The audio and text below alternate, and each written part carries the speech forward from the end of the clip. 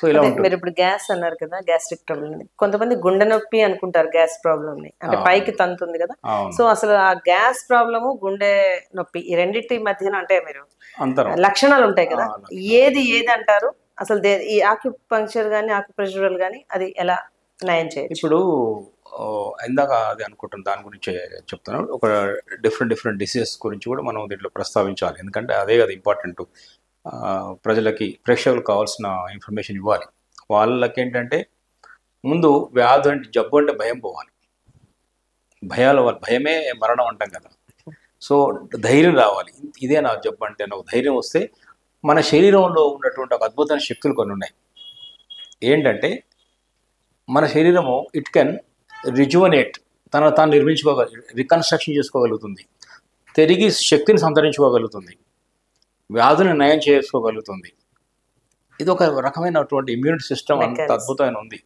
So దాన్ని అలా ప్రేరేపితం చేయడం ద్వారా ఇదంతా కూడా సాధ్యమవుతుంది.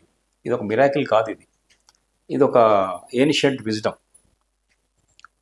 థౌజండ్స్ ఆఫ్ ఇయర్స్, నాకు తెలిసినంత వరకు ఒక 5000 years ఒక చరిత్ర, లోతైన చరిత్ర, సముద్రం అంత లోతైన చరిత్ర, హిమాలయం అంత ఎత్తైన ఘన చరిత్ర ఉన్నటువంటి ఒక వైద్య విధానం ఇది. ఒక వైద్య విధానము గొప్పది లేదా ఇది ప్రజలు ఆమోదించి దాన్ని అనుసరించాలంటే ఒక మినిమం ఒక 40-50 years అది ప్రజల్లో ఉండాలి.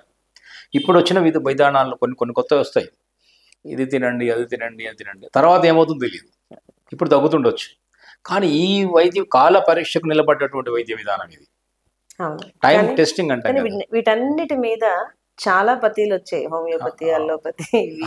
కానీ ఏదైనా మెయిన్ అల్లోపతి ఎందుకు అంత ప్రాముఖ్యతను సంతరించుకుంది సమాజంలో ప్రస్తుతం?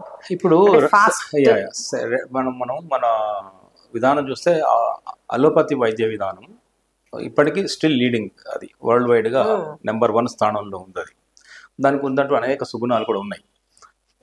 అది 2వ ప్రపంచ యుద్ధం తర్వాత ఈ క్షతగాత్రుల్ని యుద్ధం లోపల తగ్గించడం, సర్జరీలు, ఆర్గాన్స్ పోవడం, వాటన్నిటి మీద రీసెర్చ్ ఎక్కువ జరిగింది. ఫాస్ట్గా అలోపతి సైన్స్ అనేది డెవలప్ అవుతూ వచ్చింది.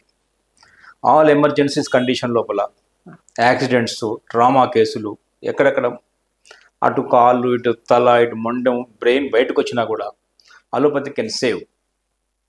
డాక్టర్స్ తీసుకెళ్ళి అక్కడ మళ్ళీ ఆ బ్రెయిన్ కూర్చోబెట్టి, ఆర్గాన్స్ అంటుపెట్టి, మళ్ళీ దాన్ని సర్జరీలు చేసి మనిషిని అట్లీస్ట్ ప్రాణం పోకుండా కాపాడగలిగే ఆ శక్తి అలోపతికి ఉంది. సో అందువల్ల ఒక్కొక్క వైద్య విధానం ఒక్కొక్క స్పెషలైజ్డ్ ఏరియాలో డెఫినెట్గా చాలా అద్భుతాలు సృష్టించగలుగుతుంది. అట్లాంటిది ఇది ఆల్టర్నేటివ్ వైద్య విధానం అంటున్నాం. అది కొన్ని విషయాల్లో అది అద్భుతమైన రిజల్ట్ ఇస్తుంది. ఈ ఆల్టర్నేటివ్లో చూడండి, ఇక్కడ మనం చెప్తున్నటువంటి ఈ ఆక్యుపంక్చర్ గురించి మనం మాట్లాడుతున్నాం. అదే నేను అడిగేది కూడా అదే, అల్లోపతితో పోలిస్తే ఆక్యుపంక్చర్ ఏ విధంగా సక్సెస్ అయింది? అది అంటే యాక్చువల్గా ఈ రెండు కూడా ఒకదానికొకటి కాంపిటీటర్స్ కాదు, రెండు సప్లిమెంటరీ అని చెప్తాను నేను. ఎందుకు కాంపిటీషన్ లేదంటే, అది ఆరోగ్యాన్ని కోసం పనిచేస్తుంది, ఇది కూడా ప్రజా ఆరోగ్యం కోసం పనిచేస్తుంది కదా. రెండు ఒకే గమ్యం కోసం ఉన్న వైద్య విధానాలని చెప్పొచ్చు. ప్రపంచ ఆరోగ్య సంస్థ కూడా ఏం చెప్తుందంటే, అన్ని వైద్య విధానాల్లో ఏదో ఒక సుగుణం ఉంది కాబట్టి ఒక ఇంటిగ్రేటెడ్ అప్రోచ్ తీసుకోండి, దీనికి అది సబ్స్టిట్యూటు, దీనికి ఇది సబ్స్టిట్యూటు, ఇది పక్కన పెట్టండి, ఇంక్లూజివ్ కావాలంటుంది. అది కలిపి తీసుకోండి. ఒక్కో దాంట్లో ఒక సుగుణం ఉంది అనుకున్నాం కదా. ఇందాక చెప్పాను, ఎమర్జెన్సీలో అది పనిచేస్తే, క్రానిక్ ఇష్యూస్ లోపల దీర్ఘకాలికంగా ఉన్న సమస్యల్లో మిగతా వైద్య విధానాలు చాలా చక్కగా పనిచేస్తున్నాయి. సో అందువల్ల దేర్ ఇస్ నో కాంపిటీషన్ అంటున్నాను. ఇక మీరు అంటే డిఫరెన్స్ ఏంటంటే మాత్రం ఉంది, డిఫరెన్స్ ఉంటుంది. ఎందుకంటే ఇది ఎందుకు ఉంది, ఒక తేడా ఉంటేనే ఉంటుంది ఈ వైద్య విధానం. ఎలా అంటే, ఇక్కడ మందు లేదు, అక్కడ అలోపతి అంతా మందులతో ఇస్తారు. వాటి వల్ల సైడ్ ఎఫెక్ట్స్ ఉండొచ్చు, ఉంటాయి కూడా. ఎవ్రీ పిల్ ఈజ్ ఫాలోడ్ బై అన్ ఇల్ అంటారు కదా డాక్టర్ హెగ్డే గారు. సో ఒక పిల్కి ఒక ఇల్లు ఉంటుంది, ఒక సైడ్ ఎఫెక్ట్ ఉంటుంది. కానీ ఇక్కడ అసలు మందు లేని, ఔషధం లేని వైద్య విధానం. రెండవది, ఇక్కడ ల్యాబొరేటరీ టెస్టులు కూడా లేవు, చాలా కాస్ట్లీ కదా. ఒక స్కానింగు, ఒక ఎంఆర్ఐ, పెద్ద స్కానింగ్ ఉన్నాయి, బ్లడ్ టెస్ట్, చాలా టెస్టులు కూడా చాలా ఉన్నాయి. ఇక్కడ ఆ టెస్టులు లేవు. నాడి చూసి శరీరం కండిషన్ తెలుసుకుంటారు డాక్టర్. ఆక్యుపంచరిస్టు లేదా ఆక్యుపంచర్ థెరపిస్ట్ ఏం చేస్తారంటే, ఇంటర్నల్గా ఏ ఆర్గాన్లో ఎనర్జీలో డెఫిషియన్సీ ఉంది, ఎక్సెస్ ఉంది, ఏ ఆర్గాన్ ఇబ్బంది పడుతోంది కనుక్కోగలుగుతారు ఆయన. కనుక్కొని ఆ ఎక్కువ ఉంటే తగ్గించగలుగుతారు, దాన్ని తక్కువ ఎనర్జీ ఉంటుంది దాన్ని ఎనర్జిటైజ్ చేయగలుగుతారు, దాని యొక్క ఎనర్జీని పెంచగలుగుతారు. ఇదే వైద్య విధానం. ఈ రెండు చాలా మేజర్గా మనకి మందు లేని వైద్యం. రెండవది సైడ్ ఎఫెక్ట్స్ లేదు. ఇంకొకటి ఏంటంటే ఇది ల్యాబొరేటరీ టెస్టులు కూడా లేవు.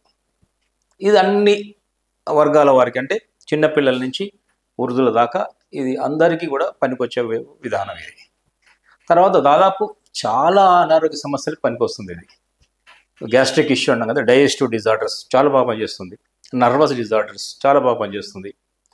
ఇన్సోమ్నియాకి ఏమన్నా స్పెషల్గా? ఇన్సోమ్నియాకు నిద్రలేమికి అదే సైకలాజికల్ డిజార్డర్స్ అంటే acupuncture can treat body, mind and soul అని చెప్తాం మేము.